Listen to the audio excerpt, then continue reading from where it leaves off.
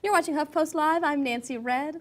HuffPost's third metric seeks to redefine success beyond money and power. As part of our ongoing series, we explore ways to find well-being and wisdom. And today, we're talking about facing down your midlife anxiety and how to cope. Joining us in our Google Hangout to discuss, we have the wonderful Shannon Kaiser, author of Find Your Happy, Gaill Blackburn, co-founder of Motivational Small Talk, Linda Malone, a freelance writer, and Tom Gagliano, life mentor and author of The Problem Was Me. Welcome, everybody.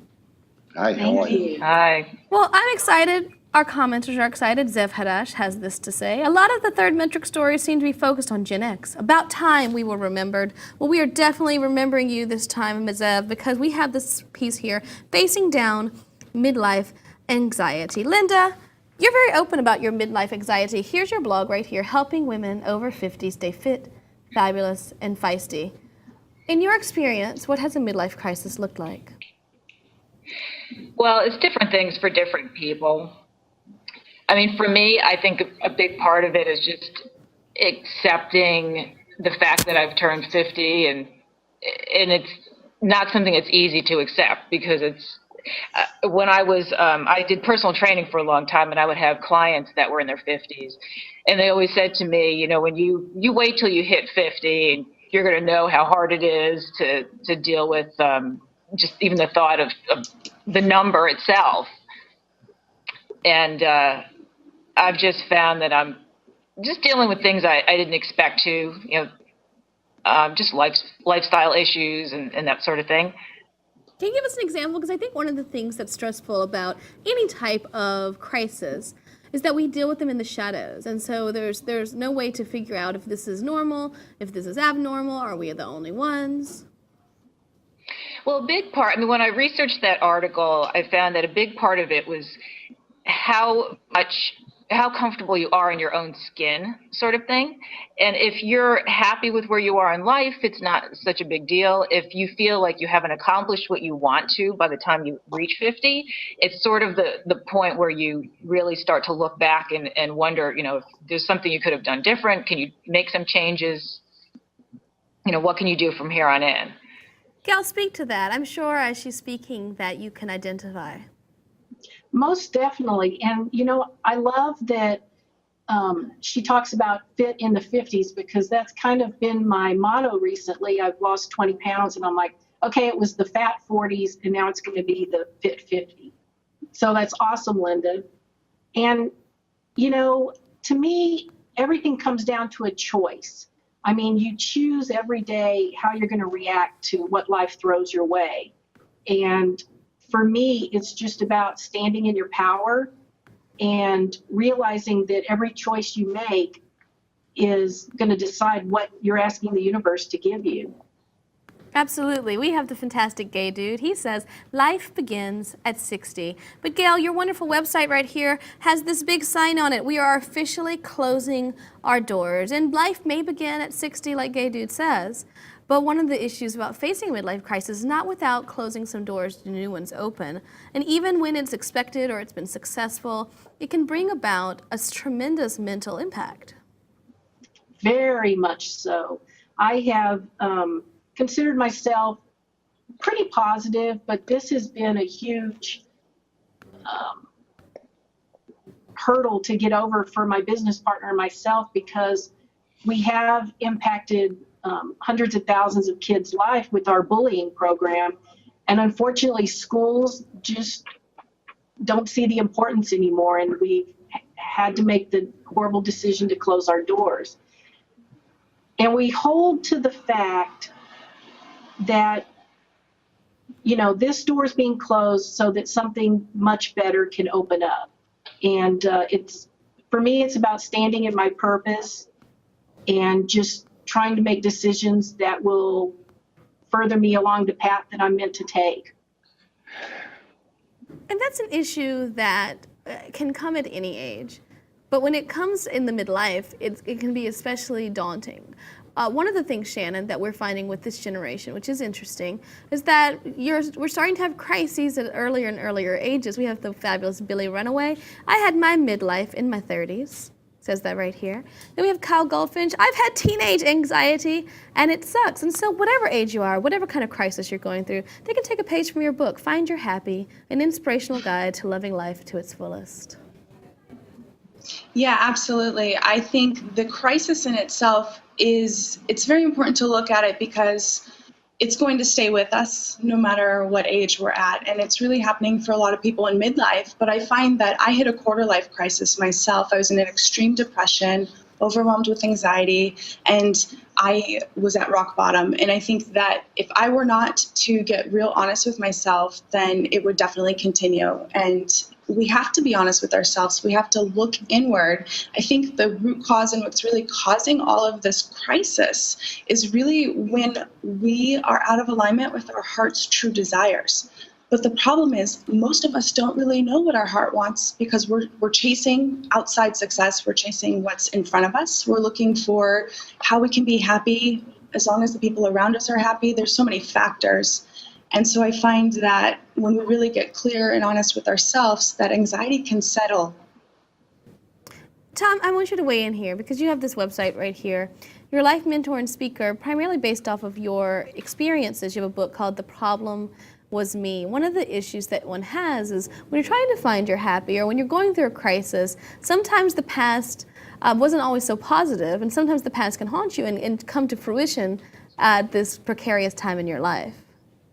Absolutely. To share a quick story, which will make a lot of sense to your listeners, at 51 years old, I had to go back to school for my master's degree in social work. And I was terrified. The first day I walked outside, I remember looking up in the air and saying, God, I hope you're getting a kick out of this. I had my little backpack, I had my little bottle of water, and I really thought, I was hoping God would just get a kick out of this whole deal, me at 51 going back to school. I had so many fears. But then I said, I need to practice what I preach to other people. And what I tell other people is this, simply this. Become aware of your fears. Are they real or are they imagined? Talk to people about it. If I would have let my imagined fears guide my behavior, I would have dropped out of school. I would have said I'm too old. I would have said I can't navigate the computer. I would have come up with a million imagined fears. But if I talk to people, if I make this a we process where I allow other people to do for me what I can't do for myself, I have a better shot at understanding what is real and what is imagined. So I don't let those imagined guide my behavior. Panel, feel free to weigh in here. It's a conversation, not an interview, and we welcome your thoughts because no better person to talk to than individuals who've been through a version of this themselves. What say you, Linda? Well, it's interesting because when I researched that article about fears, the whole idea was that as you got older, I thought because of hormonal changes that some of these fears actually get worse, but I found out the opposite is supposed to happen. So then I wanted to know, what was going on with me? Why did I feel like my anxieties were getting worse? So I think the thing to remember is that it's very individual and it depends on what it is that you're anxious about. And it's about finding a way to cope with it. And there's so many different options out there now, from psychotherapy to different, medications. It really depends on the person, what's going to work. So far, I haven't found a whole lot. For me, it's just I'm dealing with it for so long that I just kind of cope with it. I find actually it's interesting with the fear. That really is the cause for a lot of us, no matter what age, as far as the crisis, because if you were to back up just a little bit before the fear sets in, a lot of times I find it's kind of derived from our expectations on life, our expectations for those around us. We want certain circumstances to play out a certain way. And when they don't, we literally are shattered. We are heartbroken. And then what happens is our fear sets in, fear of the unknown. Where are we now? We lost our job, divorce, whatever is the situation at hand. And the fear of we have to get clear about the fear and look at it, but know where it came from first in order for us to move through it faster. And I think it's really important too to try to practice non-attachment, because just like you said, Linda, we are so attached to what we want. Mm-hmm. But you know what? A lot of times what the universe wants for us is so greater than we could ever imagine. And so just practicing non-attachment has made a huge difference for me. And I'm trying that now, giving up our nonprofit. I have to continue to practice non-attachment so that life can bring me more good in. Yeah. I'm a very big believer in what I call time traveling. And I agree, a lot of our fears do come from the past. And the way we receive that childhood messages is going to have a great power in determining how we cope with situations, with transitions in life. If I was told at some point that I wasn't good enough, well, whenever I transition to something new, I'm going to feel like I'm not good enough. If I was given the message that I can do things, that mistakes were an opportunity to grow, and all the positive messages, I will face fear in a completely different way. And that's what I tell clients. You know, my thing is always about childhood messages, and you got to go back and see what messages you received, because that's going to play a big part in the way you're going to face transitions and your fears. Mm-hmm. We have a comment here because I think one of the things when you're talking about going back, whether it's a mistake or an issue, it can sometimes just be very frustrating because it's permanent, whatever it is. A-Leach68 has this to share. I have crises in context with my daughter. I had her later in life, which never really bothered me until recently. No one's guaranteed to live a long life, and the thought that I may not be around for her during life when she really needs me, or may be around to meet my grandchildren, weighs heavily on my heart and mind at all times, and it brings me intense moments of sadness. I do not fear growing old and dying, but I do fear leaving here too soon and leaving a void in her life that can never be filled. It's interesting. I'm the daughter of a woman who had me at the age of 41, and I can understand that, but at the same time, sometimes do you feel, panel, that we're looking for crises in places that aren't deserved? Are we looking for holes to fill that perhaps aren't voids, but are just part of our quilt of life? Absolutely. I feel so many of us are used to the drama and the chaos and kind of that fear pattern of life. So when you have these moments of peace or these moments of true connectedness, or when you're in the moment, it feels a little foreign. And sometimes we do create these senses of urgency or fear. I can relate to the story. It's similar in the sense that I have a dog. And when I first adopted him, they told me he was a puppy. So I thought I had, 10, 15 years with him. Took him to the vet, and they told me he was already 7. And so I almost had a senior dog, and that anxiety set in and the fear overwhelmed me. And what I recognized in order to move through it really fast, I saw that I was creating the drama, but I was fearing the future. Anxiety is really about being afraid of the future. And so what we can do to really just dive through that is to return to the moment. And so embrace those times that you have with your grandchildren and your children and your dogs, because really all we have is the moment. True. And, I think everything comes down to choice. We make a choice every single day, and we're guaranteed pain in life, but that doesn't mean we have to suffer. The suffering is what we bring on to ourselves. So I think if people stand in their power and believe that they are the creators of their own reality, that a lot of that can lessen a bit. We have a comment here from Kim Beasley. She's a community member here. She joins us on panels and in comments all the time. I love to stand in my power as I encourage others to do the same. Facing midlife has been a hurdle that I choose to embrace and not allow it to frustrate me. To survive facing midlife anxiety, you have to have a great support system. Linda, I know you're in the thick of things, but what support have you found to be most useful during this journey? I know you mentioned hormonal issues, which is an important component to this that cannot be overlooked, not just for women, but for men. Do you have a supportive medical team? Do you have supportive friends? It's mainly my friends. I mean, I have women friends that are my age. Some are older and some are a little bit younger. And we always joke around about our age and try to make light of it. And that really helps a lot. And especially they're very active, and most of the women friends I have, I've actually met at my gym, and we meet up there and we work out together. So we all have the same kind of healthy lifestyle, and that just helps. And I have some really good friends that I just pick up the phone, and I work for myself out of my house. So it's kind of a lonely job most of the time. And it really helps to just be able to pick up that phone and know that there's other people out there I can talk to if I need to. Yeah, absolutely. I know for me in my quarter life crisis, I would not have been able to survive it if I was not surrounding myself with more positive people. I moved away from the city that I was in to be closer to friends and family, and that was probably the most important step that I took towards my health and well-being.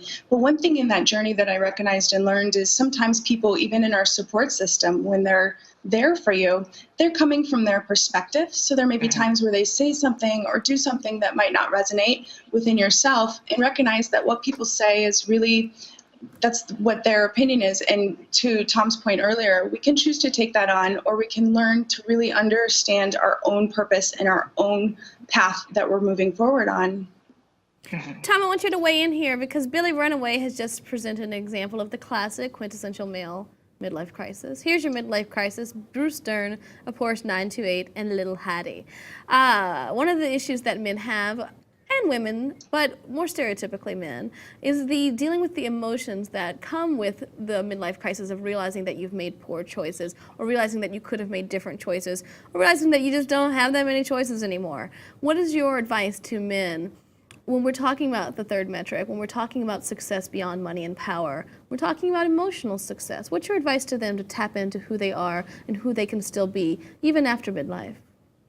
Well, I still go back to making situations a weak process. Now, society gives men the message many times is asking for help, sharing vulnerability, sharing weaknesses is something that you should be ashamed of doing, it's a sign of weakness. And it's really just a bad message handed down to other people, and men are more reluctant to do that. I know, as I've heard many people say here, that if I didn't have a support group of people helping me, my life would be different today. And when I ask people for help, I don't just say, hey, how can you help me? What I do is I ask people this way. I say, have you ever had a situation similar to this? And if you had, what did you do in your life that helped you? So I brand it in a different way so they don't hear me asking them directly for help. I'm asking them their experience, strength, and hope.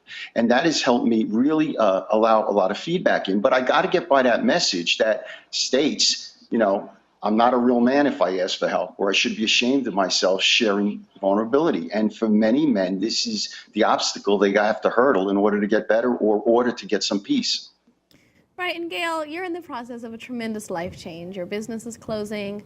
It is the end of an era. We have a comment here from Perhaps Maybe. I've found that allowing sour relationships to expire and end is one of the keys to happiness. It's okay. All that anxiety will lessen as you say goodbye. And whether or not it's a sour relationship, once the cord is cut, I know your business doesn't end until the end of the year, but do you think that once it's really all done, it's all over, do you think you'll then be able to find peace?